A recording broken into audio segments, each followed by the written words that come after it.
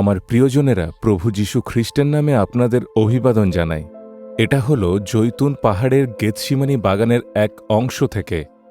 আপনারা এখানে দেখবেন, এখানে যীশু এসে প্রার্থনা করেন।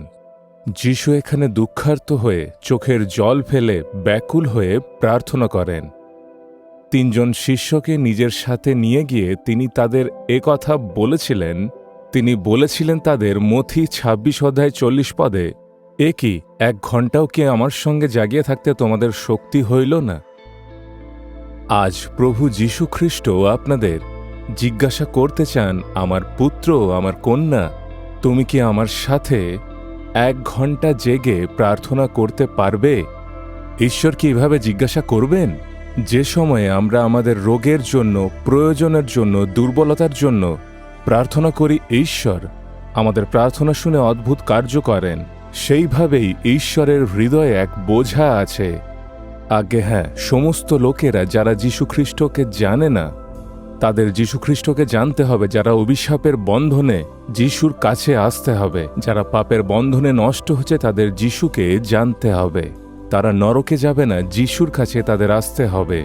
এই জগৎকে আপনি দেখুন, লক্ষ লক্ষ মানুষ বিপদে আছে, পাপের বন্ধনে আছে। তাই আমাদের প্রার্থনা করতে হবে যীশুখ্রিস্টও সেইভাবে সমস্ত মানুষের জন্য প্রার্থনা বিনতি করার জন্য এখানে এসে প্রার্থনা করেন।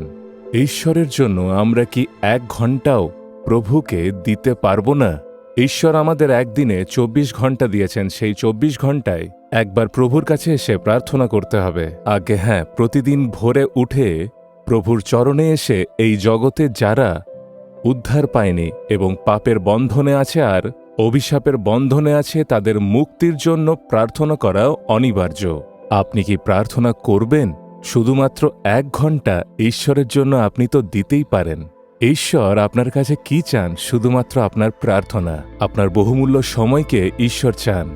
আজ আমরা সম্পূর্ণ হৃদয়ে অর্পণ করব। আজ্ঞে হ্যাঁ, আমি প্রতিদিন 1 ঘণ্টা প্রভুকে অবশ্যই দিয়ে প্রার্থনা করার জন্য নিজেকে সমর্পণ করব। হে প্রভু, তুমি আমাদের প্রশ্ন করেছিলে 1 ঘণ্টা তুমি কি দিতে পারবে? আজ আমি নিজেকে সমর্পণ করি নিজের দেশের লোকেদের উদ্ধারের জন্য, তাদের মুক্তির জন্য আমি প্রার্থনা করব। প্রভু যীশুর নামে প্রার্থনা চাইছি প্রভু। Amen, amen.